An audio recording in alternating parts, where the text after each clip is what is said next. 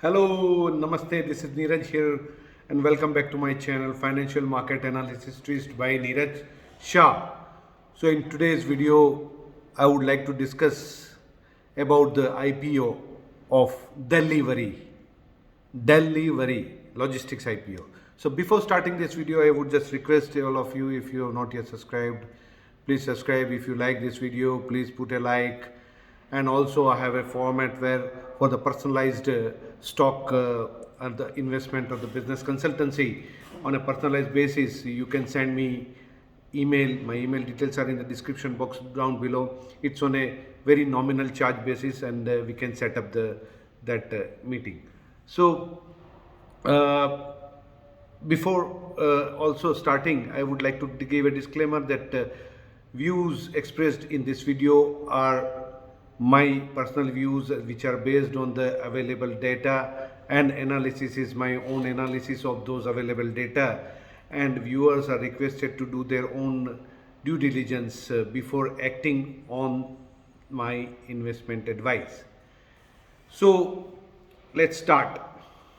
So as we know that I had come out even last week before IPO of this LIC, and I had told that please avoid this. There is not going to be outperformance, and if I'm not wrong, in last 1 week we have seen how the mayhem in the market, world market has happened, and which is my consistent view. So in line with that consistent view of no to any IPO generally, and particularly those IPOs which come as solution provider, technology solution provider, with this kind of a stupid fancy names. Even though, why don't you put it as a transporter company or logistics company? I mean, transporter company, it looks little odd. It's an old-fashioned term. So okay, logistics company. No, we will put it as a logistics solution, technology solution provider. How does it make difference to investor? SME, unless and until if you are making some money, show me the money, man. No, we are not making any money, but we are fancy names. We are in IPO, and full Indian investors generally are stupid and greedy. Sorry, because I consider greed as a stupidity, because greed makes you blind, and blind means not literally, but you can't think rationally, and that's why it makes you stupid. So irrespective of this greed which brings all the investors, small, big, fund managers, so I consider this as that stupidity only. So whichever way it is stupidity, because of the bribery, because of that greed, but that stupidity brings companies also, this kind of a companies which keeps on piling on crores and crores of losses, and still have the audacity to come and justify their valuations and come and ask for the money from the investors, because they know that investors are gullible. They have not much right platform to understand or given them advice, because if you look at the funds and the mutual funds and all these domestic financial institutions, they are all driven by their own personal vested interests. Greed, stupidity, blindness, bribery, frauds, whatever you say. So that is where I come and say it right as it is. And 100% of the time you check my channel, you check my record, I have been proven right much ahead of the time. I have told things and it has happened. So here also, I would have subscribed if they would have priced with the face value of 10 rupees. Right? Because if you look at their financials, just I was looking at some of the financials, horrible financials. Revenues of 2,900 crores in March 2020, 31st March 2020. Then 31st March 2021, revenue of 3,800 crores. And then December, up to December 31st of December 2020, and or the 31st of December 2021, that 9 months, it's 4,900 crores. And what are the profits or negative profits, means losses. As of December 31st, 2021, means 9 months, it is 890 crores of losses. Last year, December, it was 300 crores of losses. So losses have increased, and still they have the audacity or the temerity to tell that we are on the verge of break-even. From minus 11.7% of EBITDA, it is only minus 0.7%. Means we are very soon going to be EBITDA break-even company. Okay, then reveal how much debt you have taken, how much these are all the fleets and everything on the on lease, and what is the impact which has mostly happened in the fuel, because fuel cost is the main raw material cost for these companies. It will be ranging from 40 to 50% of their cost, of that operating cost, which is fuel cost. So post December, because in December when they publish this data, they have, in that red herring prospectus, they have told about this, given this data of 890 crores of losses. It is up to December of 2021. And as few remember, Government of India had frozen of any price rise in fuel from November end. And only now post-election in April, they have, mid-April onwards, they started raising, allowing the oil companies to raise the prices. And even after that, actually from January or February onwards, these oil companies has, for the bulk consumers, like say fleet transporters or those who buy in bulk and not go to the petrol pump station, each individual truck, and fill their petrol there. Those who buy in bulk and store it in their stores, and then, it was already increased from February, March, more than 25 to 30% fuel cost has increased. So where is the question of making even break even? You will again say huge negative EBITDA, and the loss is only increasing. So this is another tomfoolery of all this so-called new age IPO. They are here to fool investors. They are here to fulfill the greediness of the investors. And that is what they take advantage of, the gullibleness and the greediness of the investors. And still they will be able to find some, because out of a billions of population, you will always find few thousands of investors who are ready to put money, because they think in the long term things will be long term. Mark another my word, this will be a super flop, and even if you put money, you are never going to make money. Because I would have been very happy to put money if it would be in face value of 10. That means if the price of this issue price would have been priced at, say, 1 dot to the left, means 1 digital to the left. So it would have been priced around, say, 48.7 rupees, not 487 rupees on the higher band side. So 48.7 rupees or 50 rupees for this, that is the value of the company, I would say.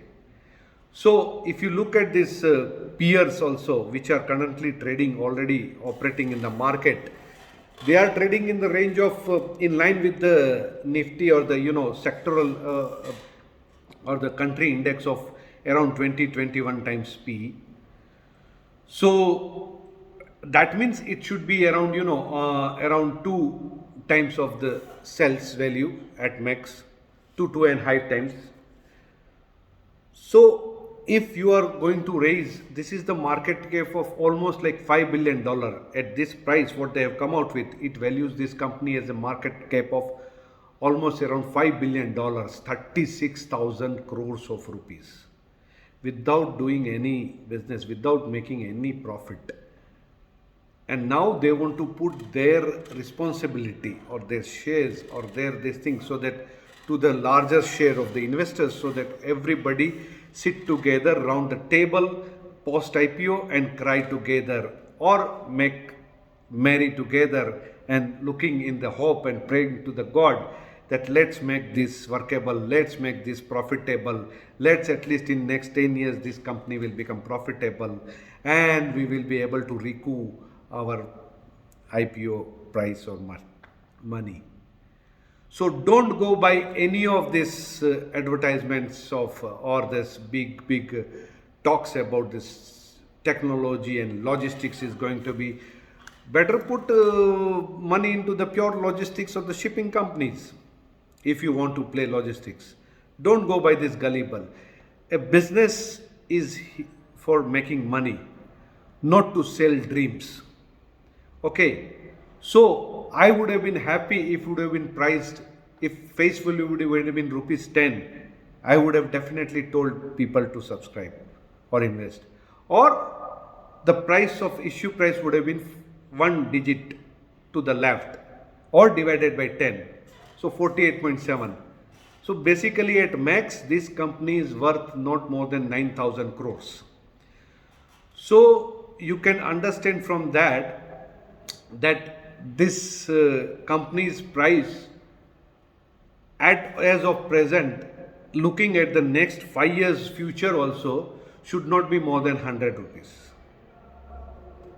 That is from my side. So I would suggest not even avoid, even you should stop looking and giving encouragement to such kind of companies where they, in the name of this big IPOs, and they make valuation in the air. All these air valuations, those companies, look at the history of Reliance Power. Look at this, those who had made air, money out of air, they have gone into thin, they have vanished into thin air. So this is also going to be like this way only. So don't go by what all these fund managers are here to make gullible people like you, the victims. Otherwise, if they will not tell you to invest, then how their business will work? Because I would have suggested long time back that don't invest in market at this point of time. As I told you that another 10-15% correction has to be there in the market. So another 20 to 30% correction stock wise has to be there. But still these people, what they keep on telling you, no, market gives a very good opportunity. India is in the island dream. India is not in an island dream. India is not an island. It lives in this world. And what has happened? I have been proven right.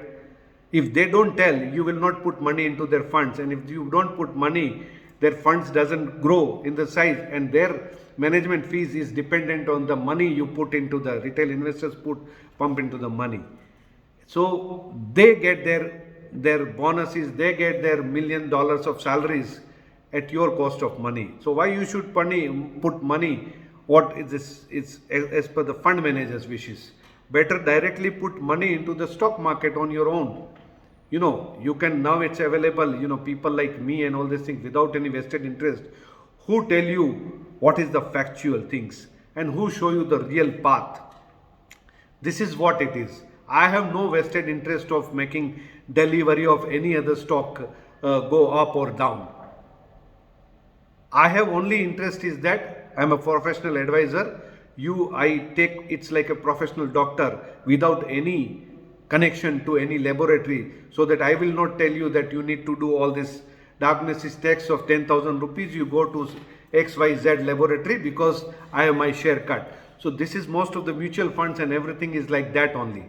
So better go to professional investment advisors like me. I am not advertising myself, but anybody you can choose on this thing, who are practical, who have seen things in life, who come from the industry, not financial industry, from the real working industry of any sector, metals, mining, this. I have worked in those industries with those technical backgrounds, because people, even those IPO and startups in India are started by the people who, in the frenzied name of IPOs, they understand that, very easy to find few thousand investors, and each few thousand will put 10,000 money and I make million, and whether it works or not, it doesn't matter, because that is the culture. New culture of business startup is that you don't need to make money, you just need to sell air and idea, and that idea will be driven by the other idea and from word by mouth publicity, and you have made your money by selling your stock, and at the end of the day whether that company works or not, it is of no matter to anybody. So this is my special addition, or what do you call special video I just wanted to make today, to make people aware about, it's not only about Delhivery, but to make people aware about what goes into the name of all this financial and fund management and retail investments, that people keep on at every downfall. They say that, oh, this is the time, good companies you look at and you average. These are either they are stupid or they have their own vested interest to talk like this way without understanding the dynamics of the world, because they live in their cocoon world of fixed salaries, fixed jobs, nice, secured everything. This is where things go wrong. So don't listen to those kind of people who have everything given on the platter. Listen to the people who have come through the ranks of these things. So I have no, I am not charging anything, like I am, giving this kind of valuable advice which has been proven right all the time, every time, and it will continue to prove right, because I come from the ground level research.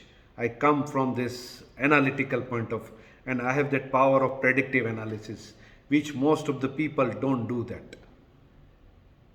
So because numbers are same for everybody, financials are given to everyone, but how you interpret those financials for the future, that is what it makes the difference between Ash expert or just a ran through analyst. That's it from my side, and see you once again with another unique video and unique idea. Till that time, love from Moscow, and ciao all of you from Neeraj.